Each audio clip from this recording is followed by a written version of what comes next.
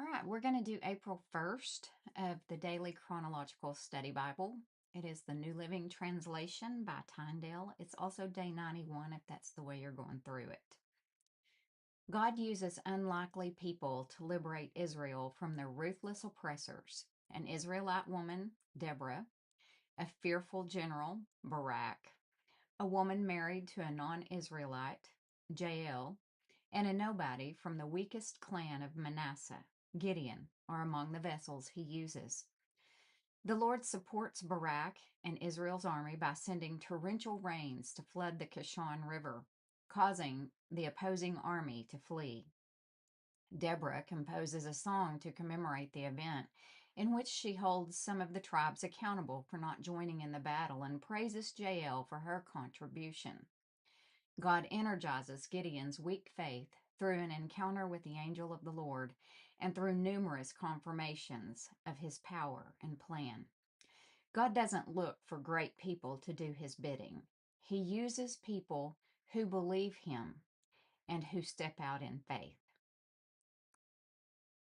After Ehud, Shamgar, son of Anath, rescued Israel. He once killed 600 Philistines with an ox goad. After Ehud's death, the Israelites again did evil in the Lord's sight. So the Lord turned them over to King Jabin of Hazor, a Canaanite king. The commander of his army was Sisera, who lived in Harosheth Hagoyim. Sisera, who had 900 iron chariots, ruthlessly oppressed the Israelites for 20 years. Then the people of Israel cried out to the Lord for help. Deborah, the wife of Lapidoth, was a prophet who was judging Israel at that time. She would sit under the palm of Deborah between Ramah and Bethel in the hill country of Ephraim, and the Israelites would go to her for judgment.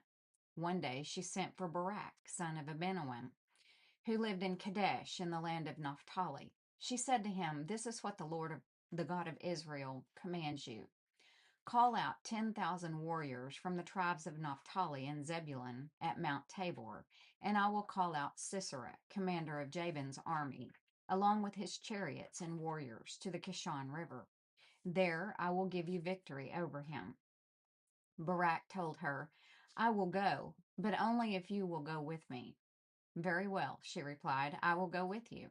But you will receive no honor in this venture, for the Lord's victory over Sisera will be at the hands of a woman." So Deborah went with Barak to Kadesh. At Kadesh, Barak called together the tribes of Zebulun and Naphtali, and 10,000 warriors went up with him. Deborah also went with him. Now Heber the Kenite, a descendant of Moses' brother-in-law Hobab, had moved away from the other members of his tribe and pitched his tent by the oak of Zaanannim near Kadesh. When Sisera was told that Barak, son of Abinoam, had gone up to Mount Tabor, he called for all 900 of his iron chariots and all of his warriors, and they marched from Harosheth Hagoyim to the Kishon River. Then Deborah said to Barak, "Get ready. This is the day the Lord will give you victory over Sisera, for the Lord is marching ahead of you." So Barak led his 10,000 warriors down the slopes of Mount Tabor into battle. When Barak attacked, the Lord threw Sisera and all his chariots and warriors into a panic. Sisera leaped down from his chariot and escaped on foot. Then Barak chased the chariots and the enemy army all the way to Harosheth Hagoyim, killing all of Sisera's warriors. Not a single one was left alive. Meanwhile, Sisera ran to the tent of Jael, the wife of Heber the Kenite, because Heber's family was on friendly terms with King Jabin of Hazor. Jael went out to meet Sisera and said to him, "Come into my tent, sir." "Come in, don't be afraid." So he went into her tent, and she covered him with a blanket. "Please give me some water," he said. "I'm thirsty." So she gave him some milk from a leather bag and covered him again. "Stand at the door of the tent," he told her. "If anybody comes and asks you if there is anyone here, say no." But when Sisera fell asleep from exhaustion, Jael quietly crept up to him with a hammer and a tent peg in her hand. Then she drove the tent peg through his temple into the ground, and so he died. When Barak came looking for Sisera, Jael went out to meet him. She said, "Come, and I will show you the man you are looking for." So he followed her into the tent and found Sisera lying there dead, with the tent peg through his temple. So on that day, Israel saw God defeat Jabin, the Canaanite king. And from that time on, Israel became stronger and stronger against King Jabin until they finally destroyed him. On that day, Deborah and Barak, son of Abinoam, sang this song. Israel's leaders took charge, and the people gladly followed. Praise the Lord. Listen, you kings. Pay attention, you mighty rulers, for I will sing to the Lord. I will make music to the Lord, the God of Israel. Lord, when you sent out from Seir and marched across the fields of Edom, the earth trembled and the cloudy skies poured down rain. The mountains quaked in the presence of the Lord, the God of Mount Sinai, in the presence of the Lord, the God of Israel. In the days of Shamgar, son of Anath, and in the days of Jael, people avoided the main roads and travelers stayed on winding pathways. There were few people left in the villages of Israel until Deborah rose as a mother for Israel. When Israel chose new gods, war erupted at the city gates, yet not a shield or spear could be seen among 40,000 warriors in Israel. My heart is with the commanders of Israel, with those who volunteered for war. Praise the Lord. Consider this, you who ride on fine donkeys, you who sit on fancy saddle blankets, and you who walk along the road. Listen to the village musicians gathered at the watering holes. They recount the righteous victories of the Lord and the victories of his villagers in Israel. Then the people of the Lord marched down to the city gates. Wake up, Deborah, wake up. Wake up, and sing a song. Arise, Barak. Lead your captives away, son of Abinoam. Down from Tabor marched the few against the nobles. The people of the Lord marched down against mighty warriors. They came down from Ephraim, a land that once belonged to the Amalekites. They followed you, Benjamin, with your troops. From Machir, the commanders marched down. From Zebulun came those who carry a commander's staff. The princes of Issachar were with Deborah and Barak. They followed Barak, rushing into the valley. But in the tribe of Reuben there was great indecision. Why did you sit at home among the sheepfolds to hear the shepherds whistle for their flocks? Yes, in the tribe of Reuben there was great indecision. Gilead remained east of the Jordan. And why did Dan stay home? Asher sat unmoved at the seashore, remaining in his harbors, but Zebulun risked his life, as did Naphtali, on the heights of the battlefield. The kings of Canaan came and fought at Taanach, near Megiddo springs, but they carried off no silver treasures. The stars fought from heaven. The stars in their orbits fought against Sisera. The Kishon River swept them away, that ancient torrent, the Kishon. March on with courage, my soul. Then the horses' hooves hammered the ground, the galloping of Sisera's mighty steeds. Let the people of Meroz be cursed, said the angel of the Lord. Let them be utterly cursed, because they did not come to help the Lord against the mighty warriors. Most blessed among women is Jael, the wife of Heber, the Kenite. May she be blessed above all women who live in tents. Sisera asked for water, and she gave him milk in a bowl fit for nobles. She brought him yogurt. Then with her left hand she reached for a tent peg, and with her right hand for the workman's hammer. She struck Sisera with the hammer, crushing his head. With a shattering blow she pierced his temples. He sank, he fell, he lay still at her feet, and where he sank, there he died. From the window Sisera's mother looked out. Through the window she watched for his return, saying, "Why is his chariot so long in coming? Why don't we hear the sound of chariot wheels?"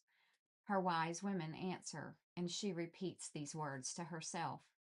They must be dividing the captured plunder, with a woman or two for every man.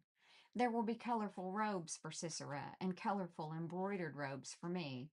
Yes, the plunder will include colorful robes embroidered on both sides. Lord, may all your enemies die like Sisera, but may those who love you rise like the sun in all its power. Then there was peace in the land for 40 years. The Israelites did evil in the Lord's sight, so the Lord handed them over to the Midianites for 7 years. The Midianites were so cruel that the Israelites made hiding places for themselves in the mountains, caves, and strongholds. Whenever the Israelites planted their crops, marauders from Midian, Amalek, and the people of the east would attack Israel, camping in the land and destroying crops as far away as Gaza. They left the Israelites with nothing to eat, taking all the sheep, goats, cattle, and donkeys. These enemy hordes, coming with their livestock and tents, were as thick as locusts. They arrived on droves of camels, too numerous to count, and they stayed until the land was stripped bare. So Israel was reduced to starvation by the Midianites. Then the Israelites cried out to the Lord for help. When they cried out to the Lord because of Midian, the Lord sent a prophet to the Israelites. He said, "This is what the Lord, the God of Israel, says. I brought you up out of slavery in Egypt. I rescued you from the Egyptians and from all who oppressed you. I drove out your enemies and gave you their land. I told you, I am the Lord your God. You must not worship the gods of the Amorites, in whose land you now live. But you have not listened to me." Then the angel of the Lord came and sat beneath the great tree at Ophrah, which belonged to Joash of the clan of Abiezer. Gideon, son of Joash, was threshing wheat at the bottom of a winepress to hide the grain from the Midianites. The angel of the Lord appeared to him and said, "Mighty hero, the Lord is with you." "Sir," Gideon replied, "if the Lord is with us, why has all this happened to us? And where are all the miracles our ancestors told us about? Didn't they say, 'The Lord brought us up out of Egypt'? But now the Lord has abandoned us and handed us over to the Midianites." Then the Lord turned to him and said, "Go, with the strength you have, and rescue Israel from the Midianites. I am sending you." "But Lord," Gideon replied, "how can I rescue Israel? My clan is the weakest in the whole tribe of Manasseh, and I am the least in my entire family." The Lord said to him, "I will be with you, and you will destroy the Midianites as if you were fighting against one man." Gideon replied, "If you are truly going to help me, show me a sign to prove that it is really the Lord speaking to me. Don't go away until I come back and bring my offering to you."